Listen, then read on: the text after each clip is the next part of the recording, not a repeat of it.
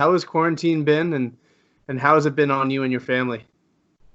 Quarantine's been it was pretty at the beginning. It was really rough just because I feel like everybody really didn't know like what to do, or like for me training wise, it was like people really didn't know like which boundaries can we push, you know what I mean, kind of thing to get the extra work in. So that was uh that was really difficult, but I feel like after the first 2 3 weeks everything kind of for me worked out. I was able to, it just gave me more time to focus actually personally for myself.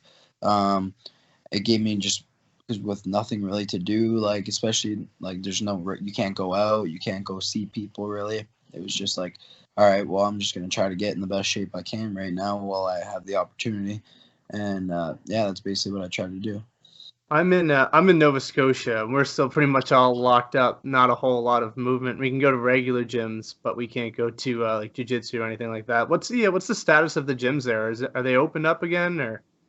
No, where I'm from in Windsor, Ontario. I just got to Vegas today, actually, but where I'm from in Windsor, Ontario, there's no gyms really open yet at all. So what was the training like? You said you tried your best to stay in as good a shape. Obviously, I'm sure a lot of it was done through Zoom, but what was it like? Doing a lot of cardio, I'm sure. But what sorts of things were you doing to stay in shape throughout the pandemic? I was doing a lot of running. I run every day pretty much, so it was good to get my weight down, because in the past that's been like an issue for me, is like waiting too long to get my weight in check. So starting this camp out with my weight already within range to make it, I felt like that adds like, so that's such an advantage for me, because I can really just focus on 100% training the whole time. And then I was able to get a lot of good pad work in with my coach Caro, and then a lot of good grappling in with my boys over at Tecumseh Jiu Jitsu. And it was great too, because not really having a fight scheduled at the time, it was good to just learn and have fun. You know what I mean? There was no pressure. There was no like, because when you have a fight scheduled, you're always thinking about that 24/7. You're always kind of like, it's always looming over you. Not that it's not a bad thing, but it's hard to learn and really progress and get better. You know what I mean? When you're focused on solely just one opponent. You know. So now that you've got your fight scheduled, man, congratulations, you got the call. How does it feel? How does it feel to finally get a call and you're competing on the Contender Series? There was like talks about me fighting on the June 20th card in Saskatoon before all the Corona stuff. So I was always kind of like, I was ready. I felt like my time in the regional scene of MMA is over. You know what I mean? I really didn't feel like there was much left for me there. So I felt like the only thing left was to go up and start fighting some better guys and get better opportunity on a bigger stage. You know, I put a lot of work into this sport. I've been doing it for the last I've been training for the last 10 years. I've been professional for 5. You know, essentially more than half my life has basically been, or about half my life has been dedicated to being the best I can at this. So it was just a matter of time. It was never a matter of like if, but just when it was going to happen. And I finally got my opportunity, and I'm going to definitely 100% make the most of it. Someone else who's on your footsteps, who's on the radar of the UFC, is your brother. How far do you think he is from a shot at the Contender Series of the UFC? Yeah, he's actually came with me to Vegas. He's definitely close, especially at for 125, right? Yeah. Like, see that they're signing guys at 125 with like lower fight records, because for those guys it's obviously, it's harder to get fights. You know what I mean? But at the end of the day, just like me, his time's gonna come when it comes, and he'll be ready for it then. You know what I mean? You can't really you can never really be too like entitled to something like that you're owed or deserve something. You know what I mean? Because there's likely someone out there who probably deserves it more than you, or someone who might be, you know what I mean? You never even know. There might be some guy you've never even heard of because he's been fighting somewhere that's not popular, and he's 15-1. So it's like there's always guys out there too that are basically considered, I would say, more deserving or something like that. But hey, the time's gonna come, and that's it. You just got to be ready for when it comes. Is your game plan going into this fight a little bit different because it is a Contender Series and not everybody gets a contract if they win? A lot of times they're looking for spectacular finishes or crazy fights, or are you just going to go in there and do what you do, and if you get the contract, you get the contract? I feel like for this fight, it kind of is going to force me for more of an action-packed fight anyways, just based on the way Daniel Swain fights. So he's a very fast starter. He's very grappling heavy based. You know what I mean? He's not going to come out and like try to knock me out. And if he might, but it's not one of his strong suits. You know what I mean? So, and I know he's been knocked out before, so he's probably not too eager to go out there and try to throw hands with me, especially after watching my last fight. I'm a very good grappler. That's probably more my strong suit, but I have a lot of really good hands too, especially when it comes to people that don't really know how to use their range well. Like I feel like Swain doesn't really know how to use his range very well. He's kind of he hasn't really progressed. If I watch his fights from 6 years ago versus his fights now, it seems like I'm watching the exact same fighter. So I don't really have a specific game plan because I know that wherever this fight goes, I'm going to be comfortable. The only thing I do have to watch out for, which is like pretty obvious based on his last 7 wins have all been within the first round or two, is that to just watch out right off the hop because that's how he likes to catch people, you know. But other than that, he's never really beaten anybody who's ready for the next level, and I know I'm ready for the next level, so it's going to be a good fight. Do you think the empty arena is going to play a role, and if so, what sort of role is it going to play? It's probably going to be different being able to hear everything your corner says, and at the same time not hear the crowd cheer if you're in a slugfest. What do you think it'll? How do you think the no crowd is going to affect your performance?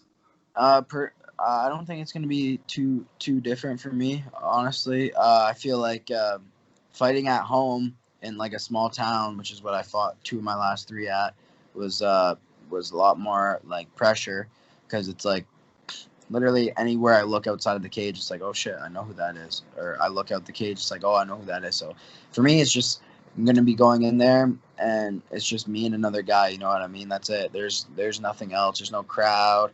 I don't feel like there's any extra pressure. You know what I mean? For me, the pressure comes when the fight's announced. Like that's when I feel the most pressure is when the fight's announced. I don't really know who I'm fighting yet.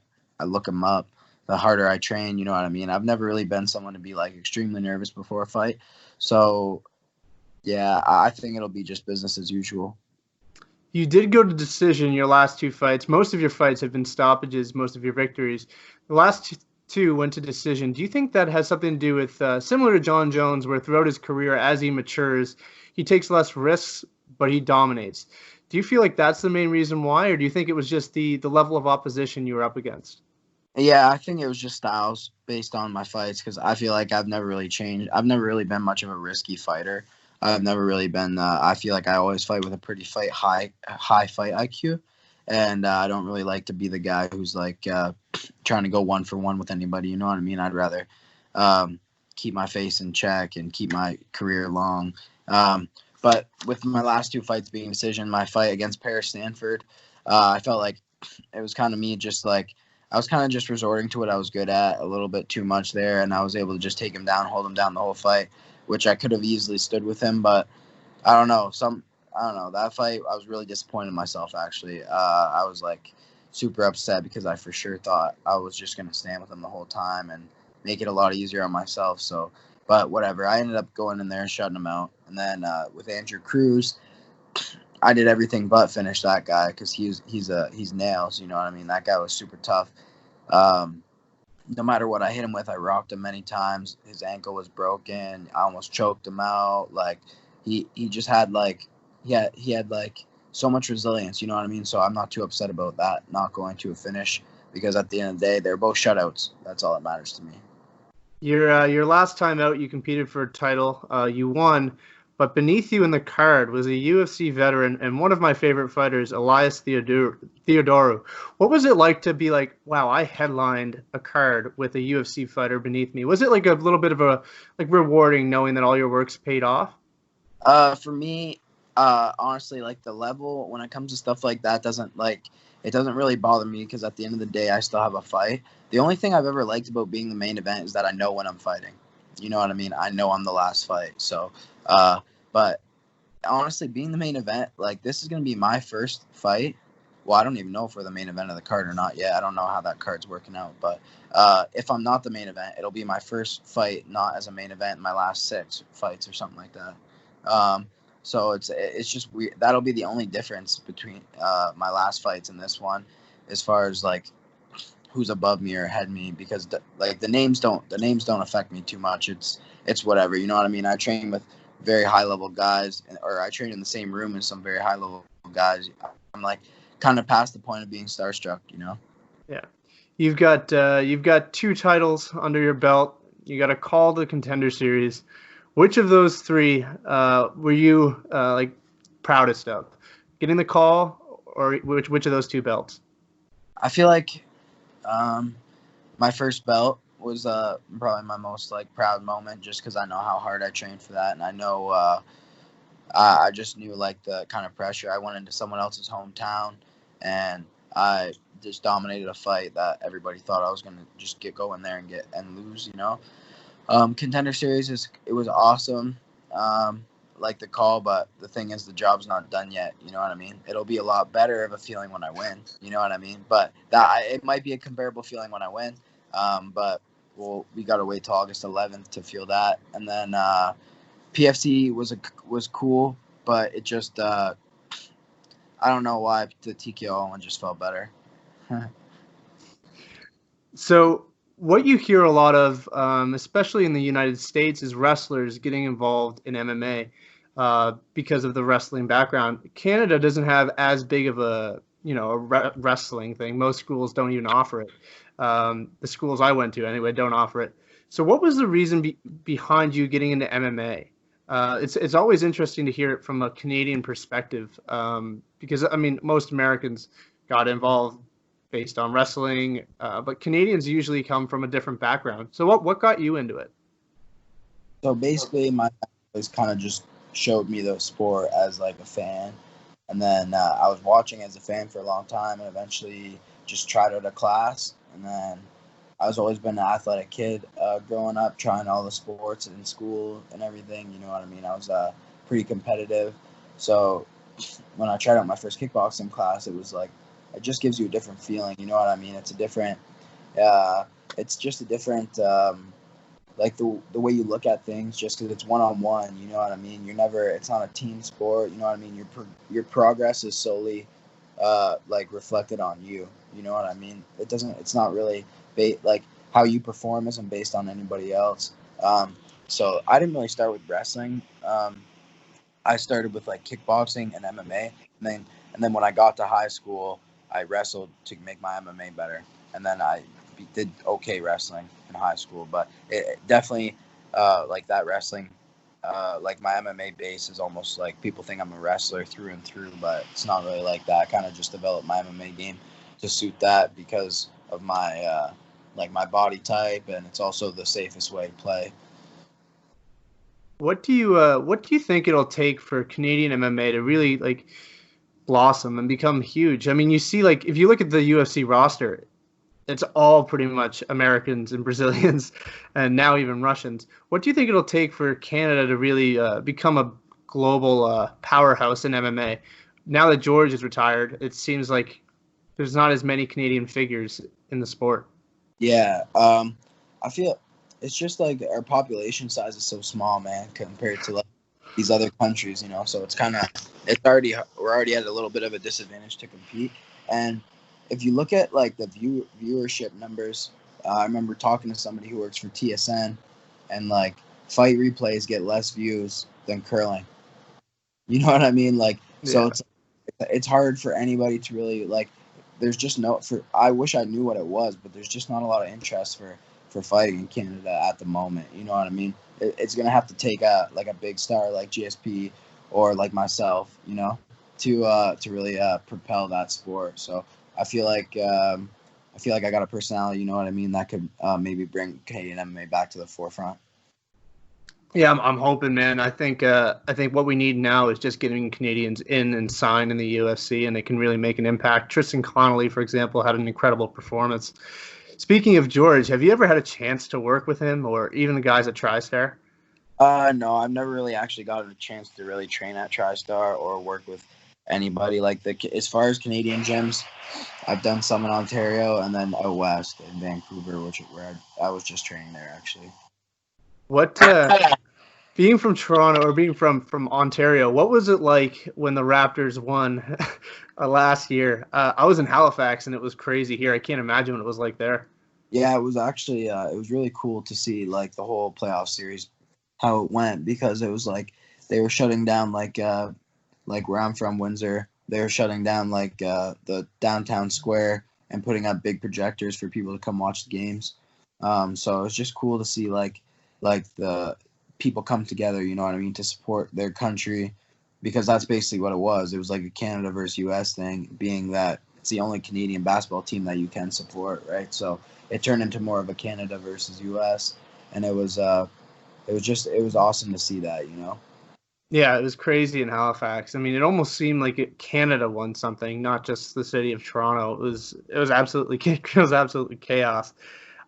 We've got a big card coming up this weekend, so I'm going to ask you, just sticking with your division, man. What's your prediction for the Holloway Volkanovski fight? Honestly, it's hard to tell. Like Max Holloway's interviews have been kind of weird. You know what I mean? And honestly, I feel like Holloway's camp is like what's holding him back almost. You know what I mean? Like the guy does not have like adequate training partners to be fighting at the level he's fighting at. Like I get some people like having a smaller, tight knit team, but you still need the bodies to come in and get the work. Like maybe I'm wrong. Maybe I don't even know what's going on in his camp, but based on what you see on based on what you can see from the outside, he doesn't really have the bodies to make it happen. So, and Volkanovski's he's conditioning wise, he's a terror. You know what I mean? He can just keep coming forward. His fight with Chad Mendes was amazing. You know, he was able to get dropped, come forward, and he's a really good fight IQ too. You know, you'll never see him waste a step or waste a punch or waste a takedown. You know what I mean? He makes everything count for something, and it's always building to something like the leg kicks and stuff. And it's just like, that's another thing too. I seen one of Holloway's interviews was like, oh, the leg kicks weren't even affecting me. Like, I'm pretty sure they were. You know what I mean? Like it was pretty evident. You know, so it's like when you have someone in such denial like that, it's kind of hard to believe that they're gonna change anything for this fight. You know. And that main event, I think this is crazier than the first fight. Jorge Masvidal on 6 days' notice steps up fighting Kamaru. What's your prediction for that? I think Kamaru Usman's such a specimen, and he's so big for that division, so strong, that I think he's just going to ragdoll Masvidal, but Masvidal also presents obviously a whole different skill set than what he was looking to face. Like I felt Gilbert Burns was more dangerous because of how high caliber his grappling is. You know what I mean? People really underestimate how good Gilbert Burns' grappling is, but he's a world champion grappler, you know, so he's not just a good grappler for MMA, but he's a good grappler for like worldwide talent, you know. And he's picked up his striking game. He's fast. He's on a. The thing is with Gilbert Burns, the most dangerous thing about him is that he's been super active. So when a fighter's been super active, you know what I mean. It takes away the jitters. It takes away like ring rust is definitely real. You know what I mean. I feel like the more often I fight, the better I fight.